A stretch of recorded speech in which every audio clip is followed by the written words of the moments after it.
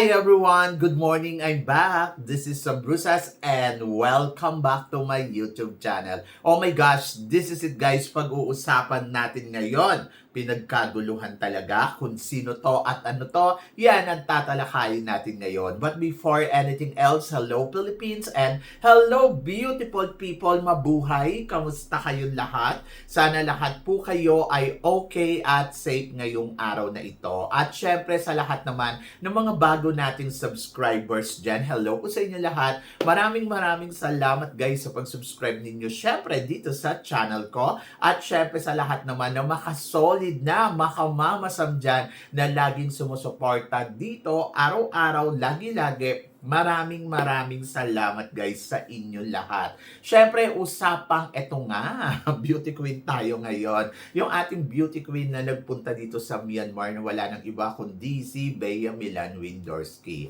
Nauna na si Maria Atisa Manalo dahil si Atisa Manalo ay isa sa mga naging hurado nga dito sa sa Myanmar, kung saan ginawa nga ang Miss Universe Myanmar. At in fairness naman kay Atisa, 2 araw na sobrang grabe ang ganda. At syempre, pinagkaguluhan din siya ng mga Burmese, di ba? So, yon paano naman kasi makakita ka ba naman sa personal ng Diyosa, di ba?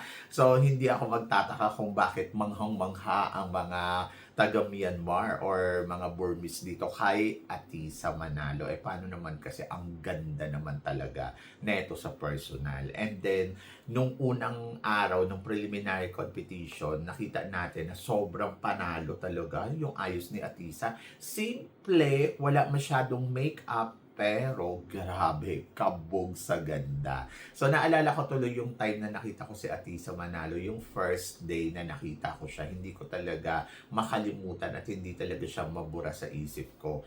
Para akong nakakita ng Diyosa sa harapan ko.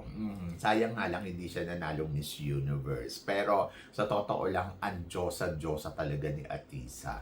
At ayun, so kahapon, naganap na ang kanilang finals night at talaga naman nakakaloka talaga kasi sobrang lalong gumanda si Atisa yesterday. Oo, gusto ko yung suot. So, may mga pumupuna sa balikat ni Atisa. Alam nyo guys, sa totoo lang, hindi yan problema sa personal. Pag nakita nyo, hindi nyo mapapansin na, ay, ang taas pala ng balikat nga.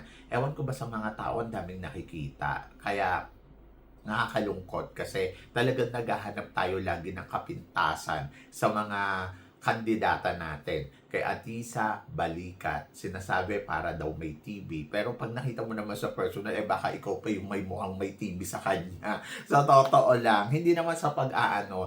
In fairness naman kay Atisa, mataas yung balikat. Pero sa totoo lang, pag nakita mo siya in person, hindi mo mapapansin yung taas ng balikat niya sa ganda ng mukha niya. So yun lang. Pero sana maiwasan na lang natin yung mga ganyan-ganyan. Ang hilig natin pumuna, lahat na lang pinupuna natin. Pero pag nakita mo naman sila sa personal, sa totoo lang, kung sino pa yung namumuna, ayun pa yung wala sa kalingkingan. Ganon. Nakakaloka. Anyway, hindi perfecto lahat ng tao. Tandaan natin yan. May mga kapintasan ang bawat isa. Pero depende yan kung paano mo na-handle sa sarili mo, kung gaano ka baka confident sa sarili mo. Diba? So, pag nakita mo naman siya sa personal, hindi mo naman mapapansin yung balikat niya. Katulad na lang noon. Sabi gano'n, ang pangit naman ng mga sinusuot ni Atisa. Pero pag nakita mo naman sa personal, masasabi mo naman na parang, ay, hindi niya kailangan magpalit kasi hindi talaga damit ang titignan mo sa kanya. Yung ibang kandidata kasi, pag lumabas sila, ang unang-una mong makikita ang damit kaysa sa ganda nila. Sa totoo lang, may mga kandidatang gano'n na pag lumabas sila, parang, ay, ang ganda ng damit. Pero kapag hindi mo ma-appreciate masyado yung ganda ng mukha. Pero kay Atisa kasi, kahit hindi ganun kabongga yung mga damit niya, pero kapag tinignan mo naman na siya, kabuuan talaga yung makikita mo sa kanya. Yung ganda talaga ng mukha. Grabe. Oo. So yun, ako hindi ko naman kayo binobola, pero yun yung totoo. Kahit naman ako noon, hindi ako masyado talaga na kay Atisa kasi parang feeling ko, parang ang nakataas yung balikat. Pero yun nakita ko naman sa personal, oh my gosh, nakakaloka. Diyosa talaga. Kung gusto mo ng Diyosa, it's Atisa Manalo. So, hindi ako magdadalawang isip sabihin sa inyo, maganda talaga siya. Oho, yung ganda niya, ganda talaga. Ganon. Gusto ko nga maging siya.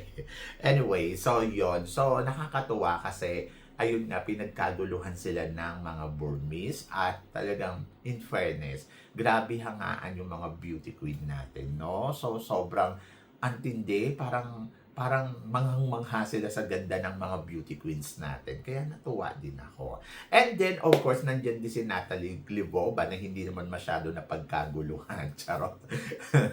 Na-expired na kasi yung beauty. Anyway, si Natalie, isa to sa mga natutuwa ako sa kanya lately kasi yun nagkita kami dito sa MGI All-Star. Sobrang ang charming ng itsura. Parang nagbago si ate. Parang hindi na siya yung istariray na katulad nun dati. Ngayon medyo naglaylo na siya. But in fairness naman sa kanya, may ganda din naman talaga. Pero feeling ko, yung nagdikit sila ni Atisa, medyo na-insecure siya. Dahil sa mas maliwanag talaga ang kinang ng ganda ni Atisa Manalo kaysa sa kanya. Kaya siguro, hindi niya pinanalo sa Miss Universe. Charot. Siguro, yung iniisip niya, habang nakikita niya si Atisa Manalo, siguro nahihiya siya. Charot. Dahil, bakit hindi ko siya pinanalo? Eh, si Vina yung pinili niya. Eh, pag nakita mo naman si Vina kung ano yung itsura niya, so nakikita mo sa kanya, yun na talaga yun. At wala nang isasagad yung ganda. Make-upan na lang para mas bongga. Charot! Anyway, ang aga-aga ko nung sinasabi natin. Oh, eto. So, syempre nandun din si Natalie Glibova. At hindi lang si Natalie ang nandoon dahil kahapon dumating na nga ang ating Miss Universe Philippines na si Bea Milan Windorski na pinagkaguluhan naman ng bonggong-bongga na parang okay Atisa tapos na kami sa'yo. Dito naman kami kay Bea. Yes, maraming namangha, maraming natuwa, maraming na-excite yung nakita nila si Bea Milan Windorski. Eh paano naman kasi ang ganda naman talaga ni Bea, di ba? So, ayan din, sinasabi ang haba daw ng baba ni Bea, kayo talaga nakakaloka kayo. Hindi kayo marunong mag-appreciate ng tunay na ganda. So, yung ganda ni Bea, it's a very natural.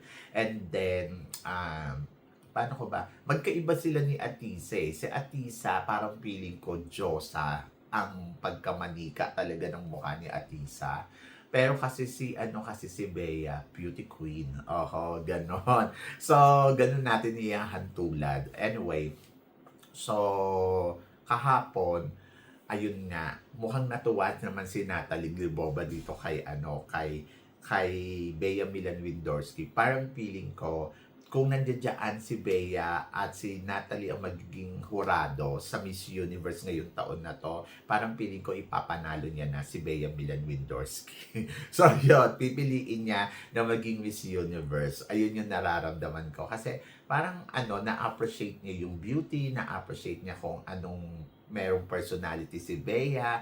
Nakita natin sa mga video na nakikita natin yesterday na talagang mas parang naaaliw siya ng todo-todo kay Bea Milan. At hindi lang yon. Siyempre, yung mga Burmese talaga na parang, oh my gosh, parang gusto nila sabihin sample, sample, sample. Kaya naman, ang Bea Milan Windorski nagpa-sample ng bonggang-bongga kahapon ng tanghalin siya na best fashion basta may prize, Best Fashion Award, di ba? So, sabi gano'n ng mga tao, bakit binigyan ng award? Candidates ba siya? Hindi siya kandidata. Isa siyang guest. Pero siguro dahil doon sa mga guest, gusto nilang bigyan ng appreciation. So, yun. So, natuwa siguro sila kay Bea Milan. Obviously, sa kanya binigay yung award na to kahit ang dami-dami magaganda din naman na suot doon. And then, ayun. So, talagang nagpasample talaga si Bea Milan. Gusto ko yung energy na ipinakita ni Bea. Gusto ko yung way kung paano siya maglakad. Talagang, alam mo yung gigil na gigil, rampang-rapa. Pero Bea, wag mong gagawin to sa Miss Universe. Kailangan sa Miss Universe ay, laylo ka lang konti. Ayun. Kasi kahapon, nakita ko kay Bea na parang, alam mo yon na parang katuwaan ba? No? Si Bea kasi parang cool siya lagi game na game. And then, ayun, nakakatuwa kasi talagang nakita natin na wow! Rumampa ng bonggang-bongga at ang ganda-ganda naman talaga ng Bea Milan Windorski, di ba? So, yun. So, syempre, parang siya yung reigning queen doon. Naloka ako sa kanya. Parang siya yung reigning queen. Oho. At ito, sabing ganon. Tingin ko daw ba, malakas daw yung laban ng bagong Miss Universe Myanmar na si May Grace Perry. Oho. Na parang feeling ko may hot-blood din. Oho. Pero mas maganda pa rin naman si Bea Milan. At parang feeling ko, syempre, iba pa rin yung sash factor talaga ng Pilipinas. Yes, maganda ang pambato ng Myanmar ngayon. But hindi ko alam kung may obra siya o may ibubuga kay Bea Milan Windorsky. Kasi si Bea nga, sabi ko nga sa inyo, yung personality ni Bea, talagang game na game, cool na cool, kayang makipagsabayan. And then, I think, ayun yung meron tayo, charot. And then, ayun, kailangan lang mag-prepare. Maganda din naman ang Myanmar. So, I hope na sana ay makapasok sila sa semifinals ng Miss Universe. Why not, di ba? Kasi yung beauty nila talagang masasabi ko, in fairness naman, umaariba ng bonggang-bongga, di ba? Sabi gano'n, sana daw si Bea maimbitahan din daw sa Miss Universe Thailand. Abuso na yan. Ano yan? Bawat country. Pupunta si Bea, ano siya na yung Miss Universe? Hindi pa. Pero syempre, looking forward, balay ninyo, di ba? Imbitahan kasi si Vina pumunta noong coronation ni ni Atisa. So, pwedeng pangpunta si Atisa at pwede din magpunta si Bea Milan Windorsky. So, abangan natin. Malay natin, di ba? So, yon.